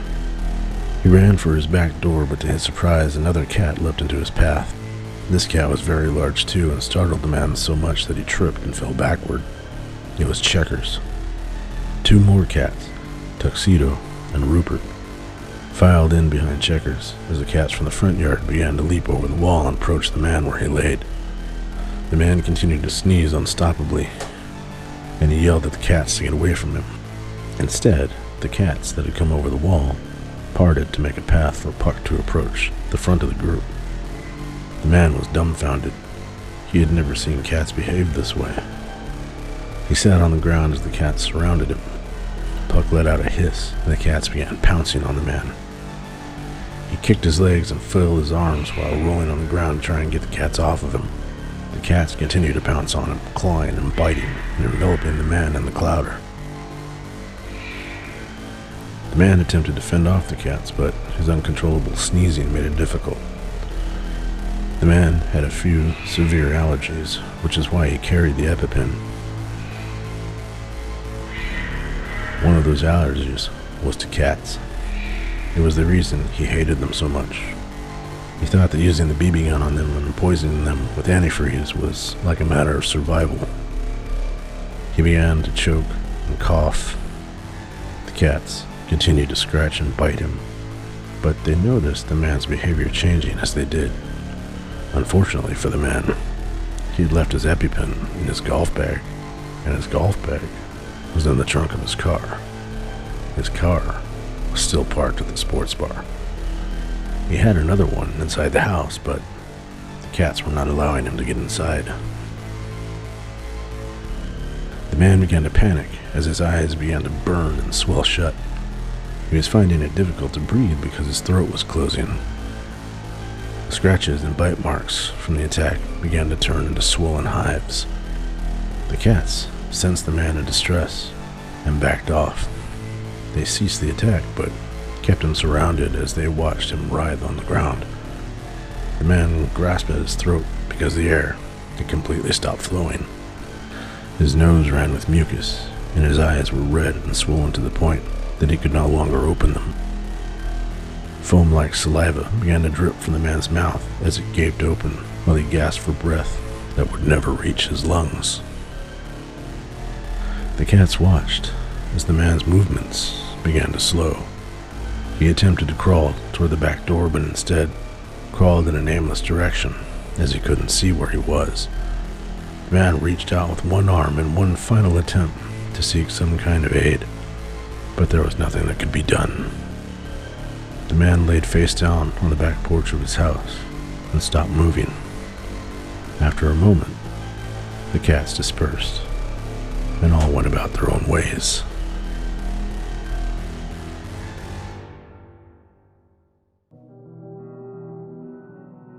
One morning, Puck was returning home for morning feeding. When he entered the cul-de-sac and approached his house, he heard Tuxedo calling his name. He stopped and looked over to see Tuxedo approaching him from his own house. The two cats stepped up onto the sidewalk in front of Puck's house, and Tuxedo told Puck that he had some interesting news. Puck sat and perked up his ears to listen. Tuxedo told him, "I'm sure you remember the veterinarian from the arena? I found him, Puck. He lives right here in the neighborhood." Puck was astounded and wanted to hear more. Tuxedo continued, "So I was checking in with some of the alley dwellers near the park. We were sitting at the end of the alley so we could see down the street. That same car that dropped off the popstick guy pulled up and stopped in front of one of the houses. Well, guess who got out of the back seat? I told the alley cats who he was, and we decided to watch him for a bit. So he opens the back of the car and takes out 3 of those bags the humans used to put stuff in when they travel. He opened the front door, and we heard him say, 'Thank you, John.' Then he closed the door, and the car left, and he carried his bags into the house. He used those key things humans carried to open the front door, so I'm pretty sure he lives there." Thoughts of the veterinarian had haunted Puck since they escaped the arena. He was the only one that they had not dealt with from the dogfighting ring. He had hoped that one day he would get the opportunity to complete the extraction of vengeance, but he knew that realistically he had little chance of finding the veterinarian. The fact that he lived in their neighborhood almost seemed like fate to Puck. He asked Tuxedo, "Do you remember which house it was?" Tuxedo replied, "Yeah, it's impossible to forget. Over by the park, there's that long street that leads up to the big roadway that marks the neighborhood border. About halfway down that street, there's that house with the bright green door. You know the one. That's his house." Puck did know exactly which house Tuxedo was referring to. It was the only house in the neighborhood that had a door that color. He thought that they needed to act quickly because of the sudden nature they were given this information. He felt a sense of urgency to close the last chapter of the arena. He could tell Tuxedo felt the same way, as he appeared to be eagerly awaiting Puck's plan. Puck looked at Tuxedo and said, "We act on this tonight. This one is special. Only lieutenants for this one, and we'll need the dogs." Tuxedo was surprised a bit and asked, "I thought the dogs were for home defense. How are we going to get them out of the yards?" Puck thought for a moment. He looked around and noted that the humans had all placed their garbage bins on the curb. He looked back at Tuxedo and replied, "Tell Pookie and the rest of the dog lieutenants it's important to stay on the home front. We'll just use my brothers. The side gate in my house has 2 latches. One requires a key that my humans keep inside. The other is a simple latch, like the ones in the cages we were in. When Firm puts the bins out on the curb, they always leave the key unlatched until the next day when they bring the bins back in. Tina is at her other house, so it's just Fern and Anna tonight. When they fall asleep watching the TV window like they always do, we'll have the old raccoon open the gate and let my brothers out. We just need to get them back as soon as possible." Tuxedo agreed that the plan thus far sounded good. He told Puck that he would get the word going to the lieutenant and to meet at the house with the bright green door and await the arrival of Puck and the dogs. The 2 friends rubbed their faces against each other and went about their own ways. Puck hopped the wall to his house and scurried into the doggy door. Fern was already feeding the rest of the family.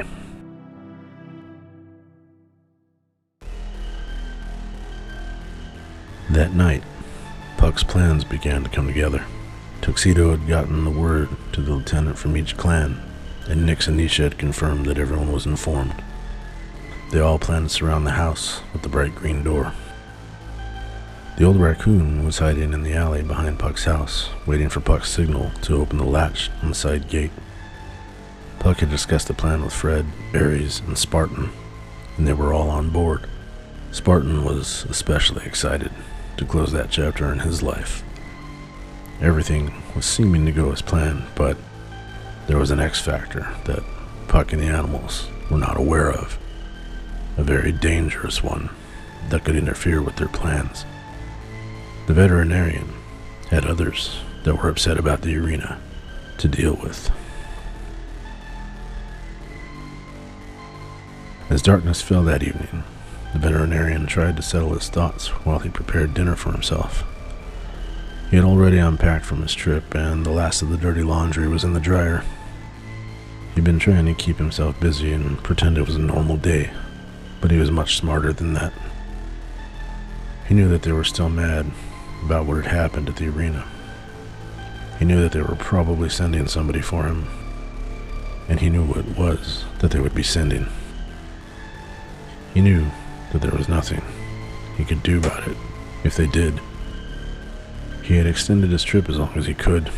His friends had allowed him to stay without questioning him for quite some time after the conference had ended. He knew that if he had stayed any longer, though, they would have begun asking questions, and he didn't want to make things awkward or put them in any danger. On the flight that morning, he'd convinced himself that it was best to just go about the day like it was normal. There was no sense in wasting any time worrying about things out of his control. If they were holding him in any way accountable, they would send someone. If by some grace they had either forgiven him or not held him responsible in the first place, they would still send someone. Best case scenario was that he would need to move out of town. That was another reason he had stayed as long as he could with his friends. On the unlikely occasion they didn't punish him for what had happened at the arena, he had been scouting options. Even though he knew if he went with his worst case scenario plan, they would still send someone. The day thus far had been uneventful. As he served his plate and poured himself a very large glass of red wine, he carried his dinner into the living room and set it on the coffee table. He turned on the television and set it to the local evening news program. As he began cutting into a steak and asparagus, the news was reporting a story about a man who had been discovered dead in his backyard. The journalist reported that the official cause of death had been declared to be anaphylaxis from an allergic reaction to cats. The veterinarian sat up for a moment and took a sip of his wine. He was shocked to hear that the man had been discovered only a few blocks away from his house. He set his wine glass down and took another bite of steak. As the news announced they were going to commercial, the veterinarian thought he heard a noise outside. He was on edge and, in all honesty, expected a visitor. But this noise came from the backyard, so he got up to have a look. He picked his wine glass back up, went into the kitchen, and walked up to the back door. He turned the outside light on, opened the back door, and stepped out onto the back porch. The bright reflection of two eyes shot back at him when the porch light turned on. He recognized that it was a cat and thought nothing of it. The cat seemed to panic at the light and hopped over the back wall. The veterinarian stood there for a moment and looked over the rest of the backyard. He didn't realize that behind him, he had left his back door ajar, and several cats were sneaking into the house. After a few moments, he turned around and went back into the house. He turned the light off and relaxed. He went back to the living room to finish his dinner. When he entered the living room, however, he was shocked to find the visitor he was expecting to already be there. The surprise made him jump and he dropped his wine glass. The glass shattered on the tile floor and wine splashed everywhere. The veterinarian then just stood in the doorway, frozen. Sitting on his couch was a man dressed in all black. A man that the veterinarian only knew as Mr. Bjorn. Mr. Bjorn was actually eating the veterinarian's steak, and he watched the news on the television as he did so. The news was talking about a new celebrity couple that had been spotted at a major sporting event. The veterinarian remained in the doorway while Mr. Bjorn took another bite of steak.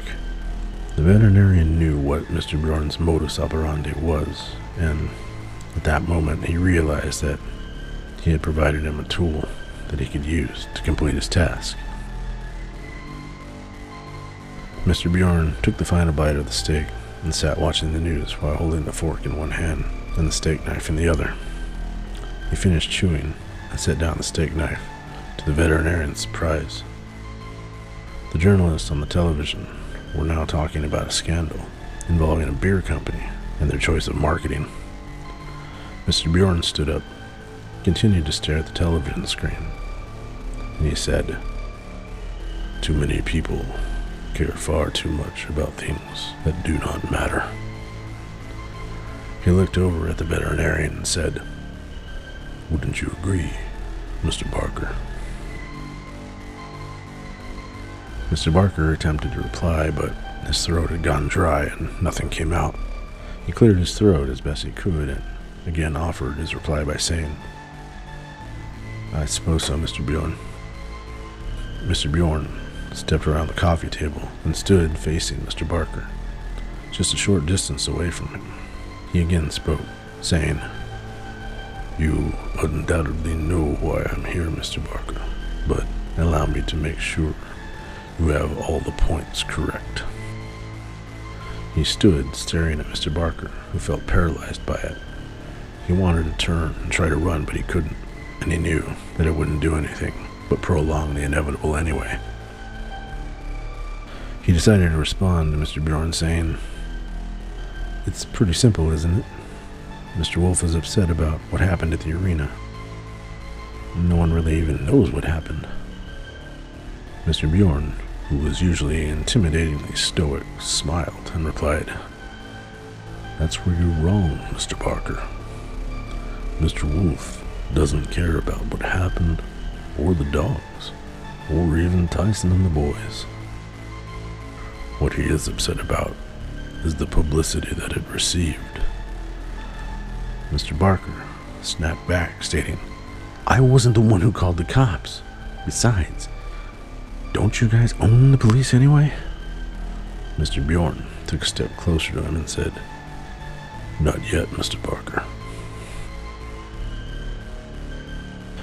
Mr. Barker realized why Mr. Bjorn had set down the steak knife. He still had the fork in his hand. Mr. Bjorn was a bit of a sadist. Mr. Barker took a few steps back and began to plead for his life, but Mr. Bjorn remained silent as it continued to approach. Mr. Barker backed up against the dining room table and had nowhere to go. As Mr. Bjorn closed in, they were suddenly interrupted by a chorus of hisses. The two men looked over toward the kitchen to see several cats sitting on the countertops. They all continued to hiss and growl at the two men. Mr. Bjorn looked at the veterinarian and said, "How could someone who has so many cats do what you do, Mr. Barker? And people think I'm sick." Mr. Barker looked at Mr. Bjorn confused and replied, "These aren't my cats." On the kitchen countertops stood Puck and all of his lieutenants: Checkers, Tuxedo, Rupert, Princess, Nora, Horace, the Calico Church Cat, the Alpha Alley Cat, and the Black Siblings, all lined the countertops and continued to hiss and growl at the two men.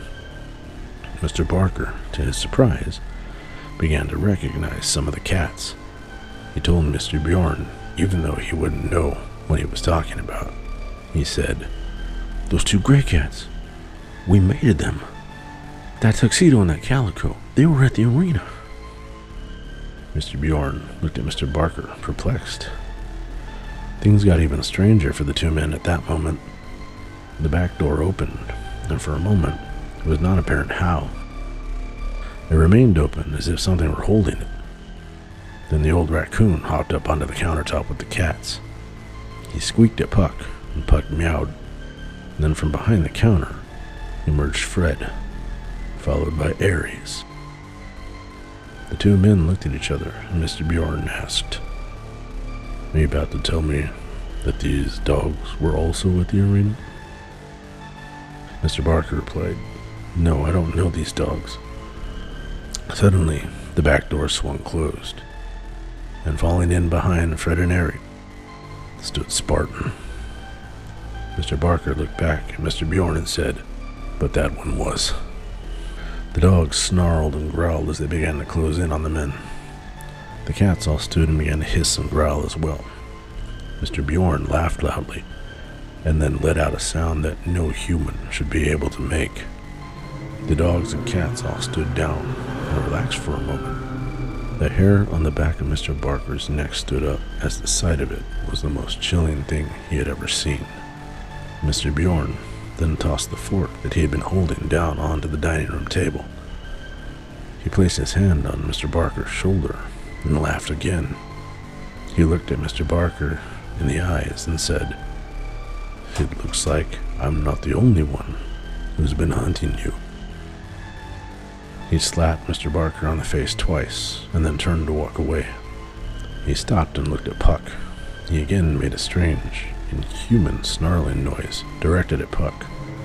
Puck hissed back at him, and then Mr. Bjorn went out the front door and closed it behind him. As soon as the door closed, the dogs and cats were once again on point. They returned to hissing and growling at Mr. Barker as the dogs began to close in on him. He raised his hands in a defensive posture and attempted to plead with the animals as he had done with Mr. Bjorn. He looked at Spartan and began begging. "Hello, Spartan. Good boy, Spartan. Nice boy. I was good to you, Spartan. I took care of you. I healed your wounds. Be a good boy, Spartan. Be a good boy." Spartan was having none of it, though, and the dogs continued to close in as Mr. Barker backed himself into a corner of the dining room. The cats also began to close in on him. He thought to himself that he would have been better off with Mr. Bjorn. At least, he'd already be dead. With one last growl, Spartan leapt at the veterinarian and drug him to the floor. Fred and Aries joined in, as did the clatter of cats. Mr. Barker screamed in both terror and agony as the group of animals ripped and tore at every part of his body. The old raccoon stood to watch, to make sure Mr. Bjorn was not coming back. On the television in the living room, the journalists on the news were talking about an adoption drive that a local animal shelter was organizing, but the volume could not be heard over Mr. Barker's screams. A short distance down the road, Mr. Bjorn sat in a parked car in the dark and kept an eye on the house with the bright red door. His gaze was unbreakable as he awaited the signal he was looking for.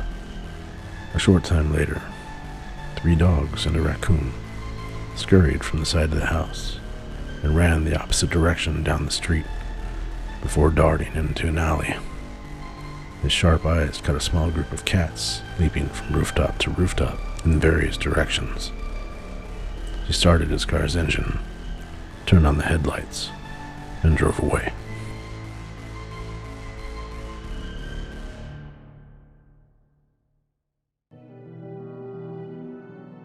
The next morning, Fern woke and stumbled out to the living room.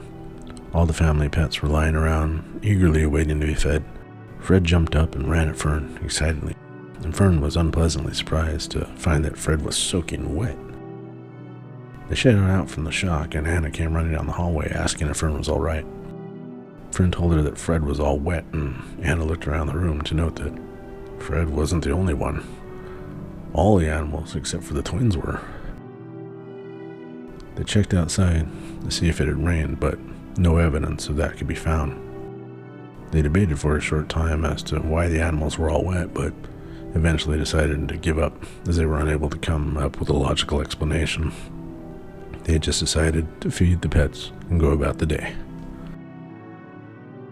Across town, Mr. Bjorn stood at the green of the third hole at the Greenhaven Country Club golf course. The golf cart approached with 2 men in it. The passenger was Victor Wolf. As the cart came to a stop, 2 men hopped out, and the driver, Mr. Wolf's caddy, ran to the back of the cart to fetch a club. Mr. Wolf walked toward the green and asked Mr. Bjorn, "Did you take care of that last little problem, Mr. Bjorn?" The caddy handed Mr. Wolf his putter, and he began assessing the green to line up his shot. Mr. Bjorn replied to him, "I didn't personally, but the problem has been eradicated." Mr. Wolf took his putt, which was actually quite a long one, but after curving a little, the ball found its home in the cup. He stood straight up and looked at Mr. Bjorn and said, "Do tell." Mr. Bjorn replied, "That neighborhood has a warden." Time went by, and the local news reported the story when Mr. Barker's body was discovered. They also reported several other accidents that had occurred in the neighborhood afterward. A man had been crushed under his car when his jack stand had failed. A woman had drowned after getting trapped under the cover of her swimming pool. A man had fallen off a ladder and broken his neck while trying to clean the windows on his house. The news had begun joking that the neighborhood had some kind of a jinx on it. The neighborhood residents did not find the jokes to be funny, and just as everything was about to explode in the media and public eye, the accidents stopped. New people moved into the houses, and everything went quiet. Puck finally understood the sacrifice that the tortoise had warned him about. He knew that in order to maintain the peace that they had brought to the neighborhood, someone had to keep a constant watch. He told his brothers and sisters that he was leaving, but that he would always be in the neighborhood. He was going to wander the neighborhood, constantly keeping watch. One morning, he said his goodbyes and prepared to leave. He tried to leave before Fern woke, but he failed. As Fern fed the rest of the pets, they noticed that Puck was missing from the group, and they carried a bowl of kibble outside to look for him and called his name. Puck wasn't far, though. He was standing on the back wall. He looked back at Fern, and the two made eye contact. Fern wasn't sure how, but they understood. It made them sad, but Fern set the bowl of kibble down on the back porch and watched Puck run down the wall and drop down into the alley. Fern walked back into the house, trying not to cry. They walked down the hallway to their bedroom, got down on the floor next to the bed, and lay down on their stomach. Fern looked under the bed to look at Nora. Nora was under the bed, nursing 5 tiny kittens.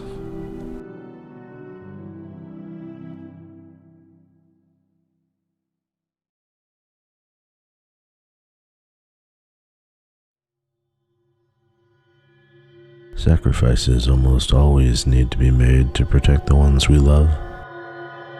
Puck did what he had to do, as many of us do. It's good to know that there can be guardians watching over us, even though we may not realize it. And there is always hope for the future. Until next time, I'm sorry if I scared you.